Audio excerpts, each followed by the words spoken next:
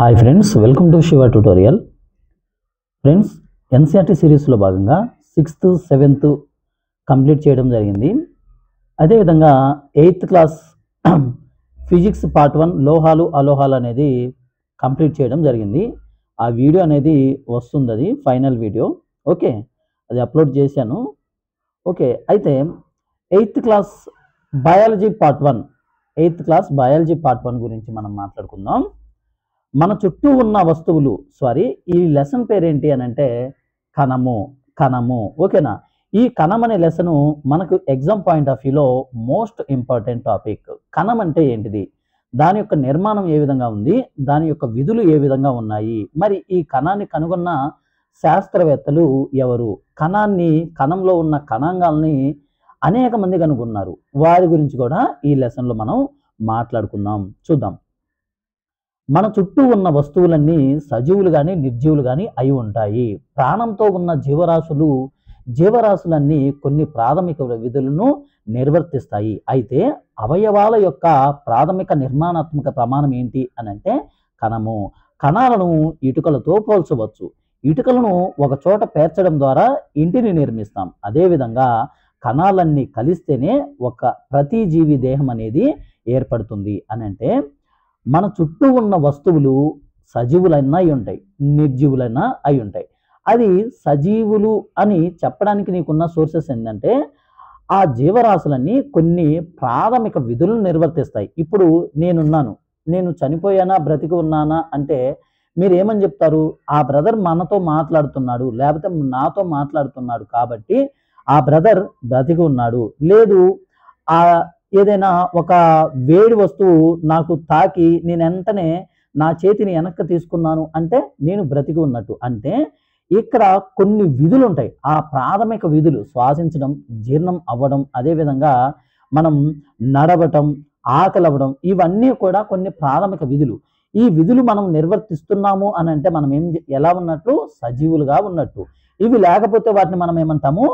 నిర్జీవులు అని అంటాం. మరి అవయవాల యొక్క ఒక మనిషి దేహం ఉంది. ఆ మనిషి దేహం దేని ద్వారా తయారవుతుంది? అవయవాల ద్వారా తయారవుతుంది. ఆ అవయవాలు దేని ద్వారా తయారవుతాయి? కణజాలాల ద్వారా తయారవుతాయి. ఆ కణజాలాలు దేని ద్వారా తయారవుతాయి? కణం ద్వారా తయారవుతుంది. అంటే ఒక ఇంటిని కట్టడానికి ఇటుక లేకుండా ఏ విధంగా మనం ఇల్లు కట్టలేమో అదే విధంగా ఒక మనిషి దేహం ఫామ్ అవ్వాలి, లేకపోతే ఒక మనిషి బాడీ అనేది ఫామ్ అవ్వాలి అని అంటే అక్కడ ఉన్న ఇటుక ఏంటిది అని అంటే కణము. ఏంటిది? కణము. మరి దీన్ని ఎవరు కనుగొన్నారు అని అంటే దీన్ని 1665వ సంవత్సరంలో, ఏ సంవత్సరంలో? 1665వ సంవత్సరంలో రాబర్ట్ హుక్ గారు ఏం చేశారంటే ఒక చెట్టు ఉంటుంది. ఆ చెట్టు యొక్క బెరడు అంటే ఏంటిదని అంటే దాని యొక్క పై భాగం. ఓకేనా? దాని యొక్క పై భాగం. ఆ చెట్టు యొక్క బెరడును తీసుకొని ఏం చేశారంటే దానిని తను సొంతంగా తయారు చేసుకున్నటువంటి సూక్ష్మదర్శిని ద్వారా పరిశీలిస్తే అక్కడ ఆయనకి చిన్న గదుల్లాగా కనిపించింది. ఓకే, చిన్న గదుల్లాగా కనిపించాయి. ఆ గదిని ఆయన ఏమన్నాడంటే కణమని మెన్షన్ చేశాడు. ఎలా మెన్షన్ చేశాడు? కణమని మెన్షన్ చేశాడు. ఇక్కడ నేను చదువుతాను, జాగ్రత్తగా గమనించండి. 1665వ సంవత్సరంలో రాబర్ట్ హుక్ సూక్ష్మదర్శినితో ఇక్కడ ఓన్లీ సూక్ష్మదర్శిని అని ఉంది కదా, మరి తను తయారు చేసింది అని మీరు ఎందుకు చెప్పారు? ఇది 8th క్లాస్లో ఉంది, 9th క్లాస్లో డీటెయిల్గా ఉంది. కాబట్టి మీరు ఇది చదివిన తర్వాత అక్కడికి వెళ్ళిన తర్వాత ఇంకా డీటెయిల్గా మీకు అర్థమవుతుంది. ఇక్కడ మనకి సజీవులు, నిర్జీవులు, సజీవ కణాన్ని ఎవరు కనుగొన్నారు, మిగతా కణాంగాలను ఎవరు కనుగొన్నారు అనేది కూడా మనకి 9th క్లాస్లో ఇంకా డీటెయిల్గా ఇచ్చారు. ఓకే, చూద్దాం. ఓకే, రాబర్ట్ హుక్ సూక్ష్మదర్శినితో బెండు ముక్కలను పరిశీలించాడు. బెండు అనేది చెట్టు బెరడులో ఒక భాగం. ఆయన బెండును పలుచగా తరిగిన తర్వాత దాన్ని సూక్ష్మదర్శినిలో పరిశీలించారు. తరిగిన బెండు ముక్క గదులుగా లేదా అరలుగా విభజించి ఉండడాన్ని గమనించాడు. గదులుగా లేదా అరలుగా. ఈ గదులు ఎలా ఉన్నాయంటే ఆయన ఏమని చెప్తున్నాడు చూడండి. ఈ గదులు తేనె పట్టులో ఉన్న గదులు వలె కనిపించాయి. తేనె పట్టులో ఏ విధంగా ఇప్పుడు తేనె ఉంటుంది కదా, ఆ తేనెను మనం పిండేటప్పుడు ఏ విధంగా గదులుగా ఉంటాయో ఆ విధంగా ఆ బెరడులోని భాగాలు ఈ తేనె పట్టులో ఉన్న గదులు వలె కనిపించాయి. ప్రక్క ప్రక్క గదులు విభాజకం ద్వారా వేరు చేయబడినట్లు కూడా ఆయన గుర్తించాడు. అంటే 2 గదులను వేరు చేసేది ఏంటిది అని అంటే ఒక గోడ. అదేవిధంగా ఒక గదిని ఇంకొక గదిని వేరు చేసేది ఏంటిది అని అంటే విభాజకం. ఏంటిది? పేరులోనే ఉంటుంది విభాజకం. ఓకేనా? ఇది మీకు డీటెయిల్గా అర్థం కావడానికి ఇలా చెప్తున్నాను. ఓకేనా? నార్మల్గా చదువుకుంటూ పోయినా సరే అర్థమవుతుంది. ఓకే. రాబర్ట్ హుక్ గారు ప్రతి గదిని ఏమని చెప్పారంటే ఒక కణము. ఏమన్నాడు? కణము అన్నాడు. మరి రాబర్ట్ హుక్ గారు కనుగొన్న ఈ కణాలు అనేవి సజీవ కణాలా, నిర్జీవ కణాలా అని అంటే ఇవి నిర్జీవ కణాలు. మోస్ట్ ఇంపార్టెంట్ బిట్ గుర్తుపెట్టుకోండి. ఎక్కడైతే నేను ఇంపార్టెంట్ అని చెప్పానో అవి ప్రీవియస్ ఇయర్గా ఇచ్చిన క్వశ్చన్స్ గుర్తుపెట్టుకోండి. రాబర్ట్ హుక్ గారు కనుగొన్న కణాలు అనేవి సజీవ కణాలా లేదా నిర్జీవ కణాలా? నిర్జీవ కణాలు. ఓకే. మెరుగైన సూక్ష్మదర్శనులు కనుగొన్న తర్వాత మాత్రమే సజీవుల కణాల పరిశీలన జరిగింది. రాబర్ట్ హుక్ పరిశీలన తర్వాత దాదాపు 150 సంవత్సరాలకి మరలా కణం గురించి ప్రస్తావన వచ్చింది. కారణం మెరుగైన అధిక వృద్ధీకరణ కలిగినటువంటి సూక్ష్మదర్శినీలు అందుబాటులో లేకపోవడం. కణం గురించి ప్రస్తావన రాకపోవడానికి గల కారణం ఏంటి అని అంటే మనకి అధిక వృద్ధీకరణ అంటే జూమ్ చేసి చూసేటటువంటి అక్కడ సూక్ష్మదర్శినులు లేకపోవడం. అంటే 150 సంవత్సరాల తర్వాత 150 సంవత్సరాల తర్వాత మరలా కణం గురించి ప్రస్తావన వచ్చిందంటే దానికి అంటే అర్థం ఏమిటి? కణం గురించి ప్రస్తావన జరగలేదని కాదు, కణం గురించి జరిగింది, కానీ అంత డీటెయిల్గా లేకపోతే దాని యొక్క భాగాల గురించి అంత డీటెయిల్గా డిస్కషన్ అనేది జరగలేదు. కారణం ఏంటంటే అధిక వృద్ధీకరణ కలిగినట్టు సూక్ష్మదర్శనులు అప్పట్లో లేకపోవడం. ఓకేనా? నెక్స్ట్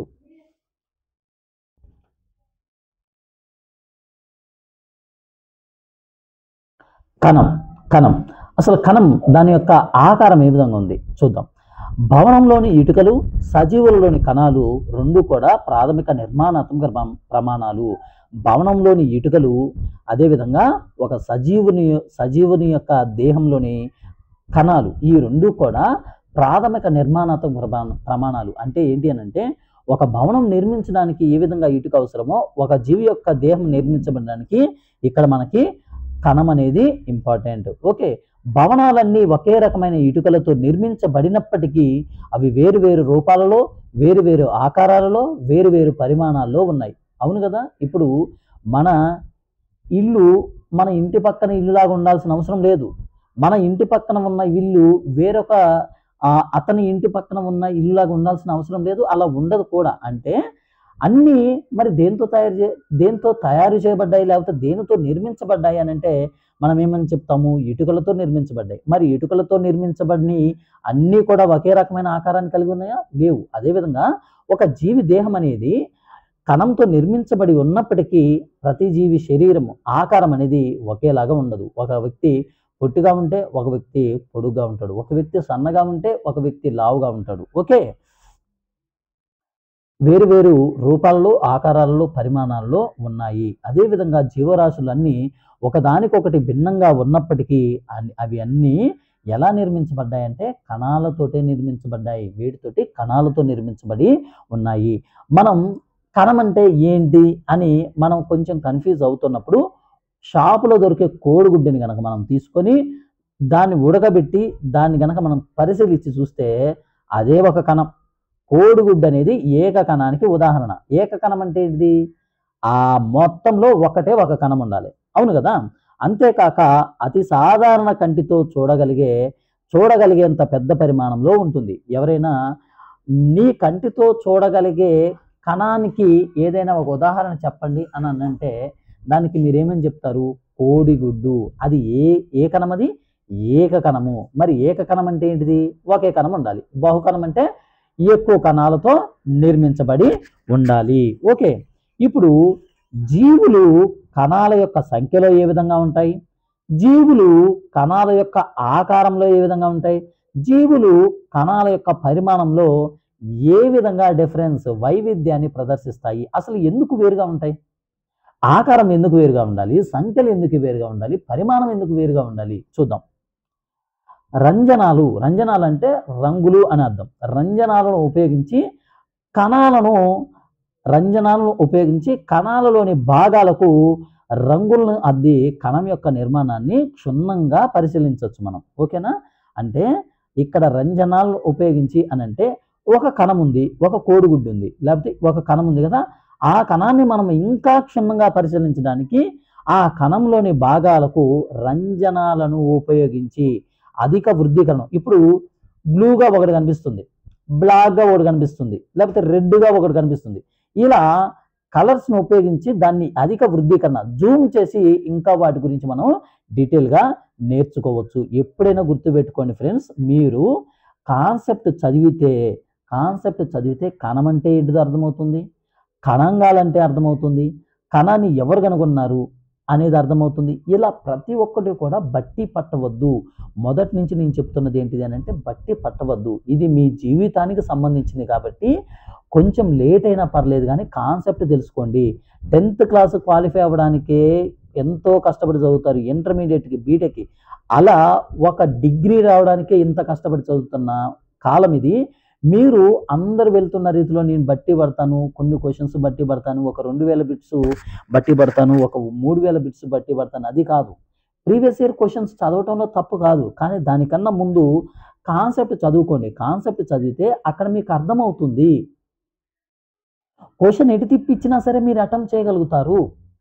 ఓకే, నెక్స్ట్, మిలియన్ల కొద్దీ సజీవులు ఉన్నాయి.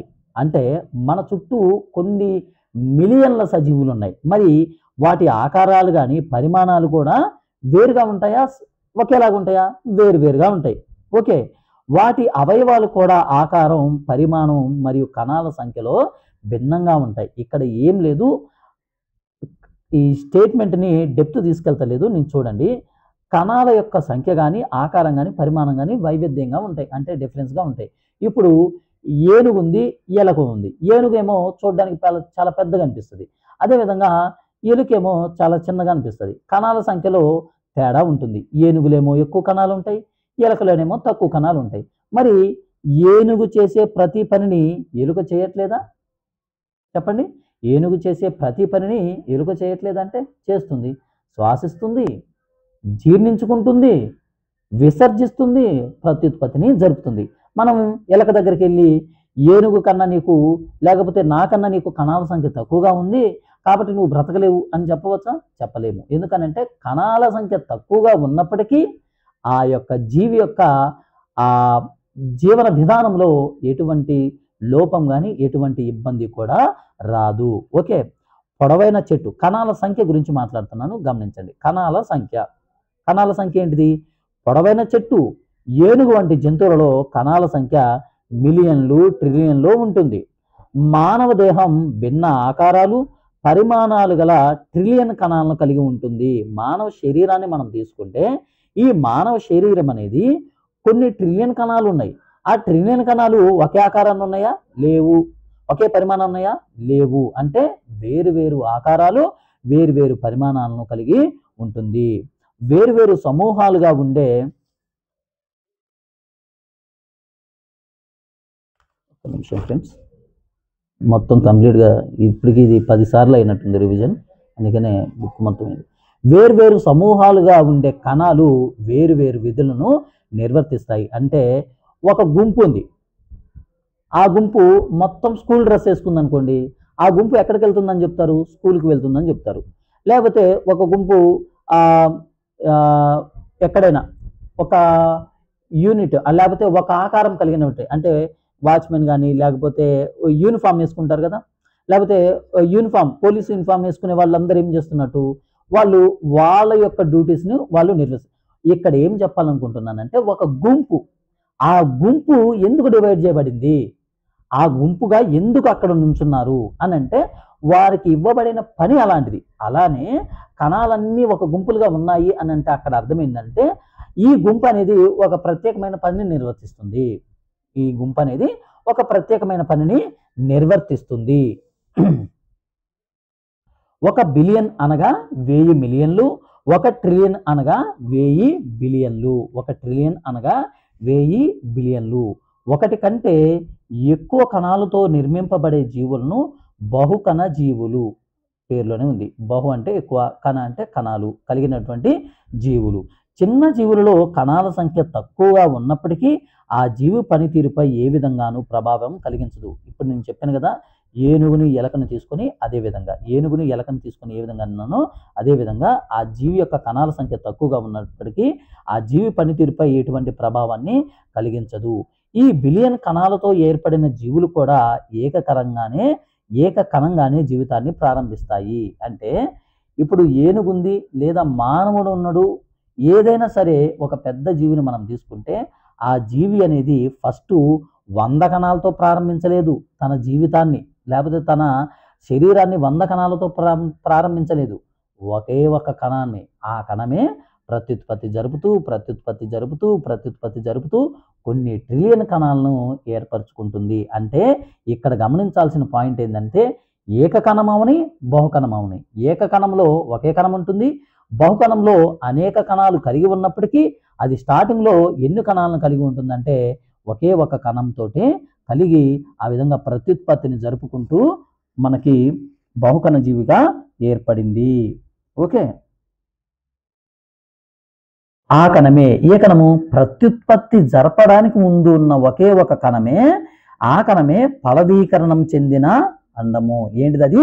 ఫలదీకరణం చెందినటువంటి అండము. ఫలదీకరణం చెందిన అండము విభజన చెందుతూ కణాల సంఖ్య పెంచుకుంటూ అభివృద్ధి చెందుతూ ఉంటాయి. ఇంత స్లోగా చెప్పడానికి గల కారణం ఏంటంటే కాన్సెప్ట్ నేర్చుకుంటారనే ఇంత చెప్పడం జరుగుతుంది, లేదంటే ఫాస్ట్గా వెళ్ళిపోయేవన్నీ చూడండి. ఓకే, జీవి యొక్క దేహం ఒకే కణంతో ఏర్పడినవి అయితే వాటిని మనం ఏమంటామంటే ఏకకణ జీవులు. ఏమంటాము? ఏకకణ జీవులు అని అంటాం. ఎగ్జాంపుల్గా ఏమిటి? అమీబా. మోస్ట్ ఇంపార్టెంట్ ఏంటి అని అంటే కాంపిటేటివ్ ఫీల్డ్లో అమీబా మోస్ట్ ఇంపార్టెంట్. అమీబా కానీ పారామీషియం కానీ ఇవి ఎలా అడుగుతాడంటే అవి ఏకకణాలా లేకపోతే బహుకణాలా, అవి ఏ విధంగా ప్రత్యుత్పత్తిని జరుపుతాయి, మోస్ట్ ఇంపార్టెంట్. ఎవరైనా టెక్నీషియన్ గ్రేడ్ 3 లేకపోతే గ్రేడ్ 1 ఏఎల్పి ఇవి రాసిన వారు ఎవరైనా ఉంటే వారిని అడగండి. ఎగ్జామ్ పాయింట్ ఆఫ్ వ్యూలో ఇవి వచ్చాయా లేదని వాళ్ళు చెప్తారు మీకు. ఓకే, ఏకకణ జీవులు కూడా బహుకణ జీవులు చేసే అన్ని అవసరమైన విధులను నిర్వర్తిస్తాయి. ఏకకణ జీవులు ఉంటాయి కదా, ఆ ఏకకణ జీవులు కానీ బహుకణ జీవులు కానీ. ఇప్పుడు అమీబా ఏకకణ జీవు కదా, ఈ అమీబా ఏనుగు, ఈ రెండింటిని మనం తీసుకుంటే అమీబా అనేది ఏనుగు చేసేటువంటి ప్రతిక్రియను నిర్వర్తిస్తుంది. ఇక్కడ ఎగ్జాంపుల్గా అమీబాని ఇచ్చారు చూడండి. అమీబా వంటి ఏకకణ జీవి ఆహారాన్ని సంగ్రహిస్తుంది, జీర్ణం చేసుకుంటుంది, శ్వాసిస్తుంది, విసర్జిస్తుంది, పెరుగుతుంది, ప్రత్యుత్పత్తిని జరుపుతుంది. ఇవన్నీ మరి మానవుడు చేయలేడా? చేస్తున్నాడు.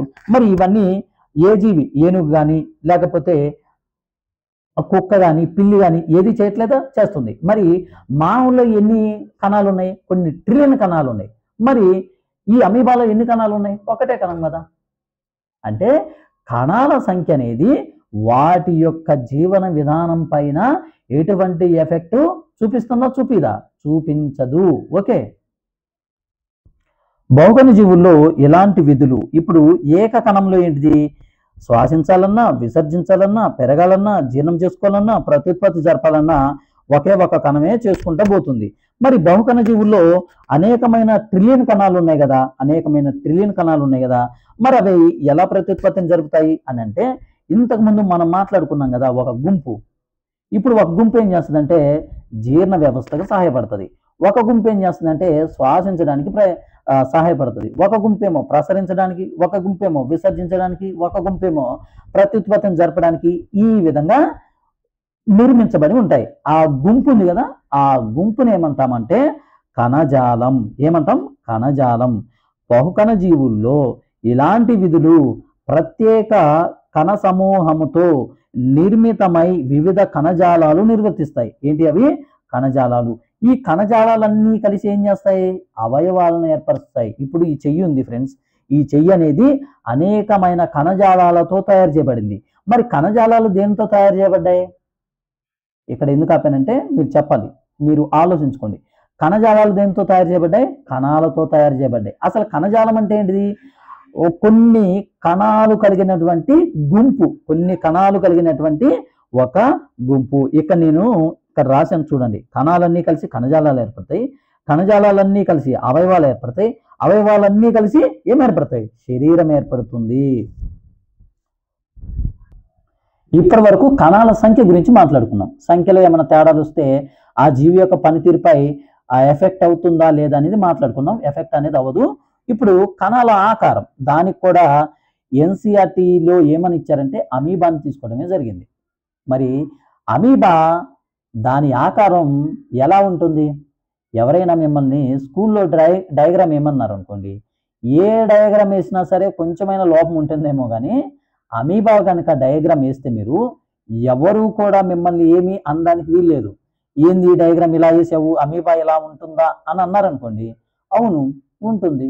ఇంకొక వ్యక్తి వచ్చి ఇంకొక డయాగ్రామ్ చూపించాడు, మీరు ఇంకొక డయాగ్రామ్ చూపించారు. చూపించిన తర్వాత ఇదేమో ఈ వ్యక్తి గీసిన అమీబా ఇక్కడ ఈ విధంగా ఉంది, నువ్వేమో ఈ విధంగా వేసావు అని మిమ్మల్ని ఎవరు కూడా అక్కడ అబ్జెక్షన్ పెట్టరు. ఎందుకని? అమీబా అనేది నిరంతరం ఏం చేస్తుందంటే దాని ఆకారాన్ని మార్చుకుంటూ ఉంటుంది. ఎందుకు మార్చుకుంటుంది? ఎందుకు మార్చుకోవాల్సిన అవసరం దేనికి? అమీబాకి. ఇప్పుడు పులి జింకను వేటాడేటప్పుడు నేను వచ్చి నిన్ను తింటాను అని డైరెక్ట్గా వెళ్తుందా? వెళ్ళదు. ఏం చేస్తుంది? నక్కి దాక్కొని అది పొడుగ్గా ఉండేది కింద పడుకొని చిన్నగా దాని యొక్క ఆకారాన్ని లేకపోతే దాని యొక్క శరీర భాగాన్ని తగ్గించుకుంటుంది. దాని శరీరాన్ని చాలా డౌన్ చేసుకుంటుంది. ఎందుకని? దానికి ఏం కావాలి? ఆహారం కావాలి. మరి డైరెక్ట్గా పోతే రాదా? దొరకదు. మిస్ అవ్వడానికి ఛాన్సెస్ ఎక్కువ ఉన్నాయి. అదేవిధంగా పోలీస్ డ్రెస్లో కాకుండా కొంతమంది మఫ్టీలో కొంతమంది క్రిమినల్స్ కానీ ఎవరినైనా పట్టుకోవడం జరుగుతుంది. ఎందుకని బట్టలు పట్టుకుంటారు? పోలీస్ డ్రెస్లో వెళ్తే ఏమవుతుంది అని అంటే అక్కడ దొంగలు తప్పించుకోవడానికి కారణం ఉంటుంది, అవకాశం ఎక్కువ ఉంటుంది. అంటే ఇక నేనేం చెప్పాలనుకున్నానంటే అమీబా దాని ఆకారాన్ని ఎందుకు మార్చుకోవడానికి అవకాశం ఉంది అని అంటే అది జీవించడానికి లేకపోతే శత్రువును చూసి పారిపోవడానికి దాని ఆకారాన్ని మార్చుకుంటుంది. ఓకే, చదువుతాను వినండి. అమీబాను తీసుకుంటే దాని ఆకారం ఇతర జీవుల వలె ఒక నిర్దిష్ట ఆకారం లేదు. ఇది నిరంతరం దాని ఆకారాన్ని మార్చుకుంటూ ఉంటుంది. దాని దేహం నుండి వివిధ పొడవులలో వెలుపలంటే బయటికి పొడుచుకు వచ్చిన నిర్మాణాలను మనం గమనిస్తే వాటిని మనం ఏమంటామంటే మిథ్యాపాదాలు. మోస్ట్ ఇంపార్టెంట్, మిథ్యాపాదాలు అంటాం లేదా సూడోపోడియా అని అంటాం. మిథ్యాపాదాలు లేదా సూడోపోడియా అని అంటాం. మరి ఇవి దేనికి సహాయపడతాయి?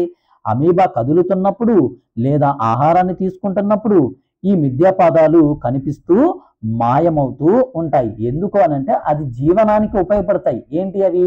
మిథ్యాపాదాలకు ఉన్న మరొక పేరు సూడోపోడియా.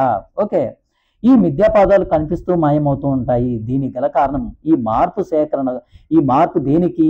ఈ మార్పు అనేది దేనికి? ఆహార సేకరణకు మరియు గమనానికి, అంటే చెల్లించడానికి, ఒక ప్లేస్ నుంచి ఇంకొక ప్లేస్కి చెల్లించడానికి ఉపయుక్తంగా ఎలా ఉండాలి? ఉపయుక్తంగా తెలివిగా ఉండడానికి సహాయపడుతుంది. ఓకే, ఇక్కడ ఇంకొక పాయింట్ ఏంటి అని అంటే తన ఆకారాన్ని మార్చుకోగలిగిన ఏకకణానికి మరొక ఉదాహరణ ఏంటి అని అంటే మానవుల్లోని రక్తంలో ఉన్నటువంటి ఎర్ర రక్త కణాలు కాదు, రక్త పరికలు కాదు, ఇంకొకటి ఉంది, అదే తెల్ల రక్త కణాలు. తెల్ల రక్త కణాలు ఎందుకు? తెల్ల రక్త కణాలు తన ఆకారాన్ని ఎందుకు మార్చుకుంటాయి? గమనించారా? ఎప్పుడైనా ఆలోచించారా? తెల్ల రక్త కణాలు అనేవి మన శరీరంలో ఉన్నటువంటి పోలీసులు. ఎవరు? మన శరీరంలో పోలీసులు ఉన్నారు, తెలుసు కదా అది అందరికీ. ఆ పోలీసులు ఎవరు?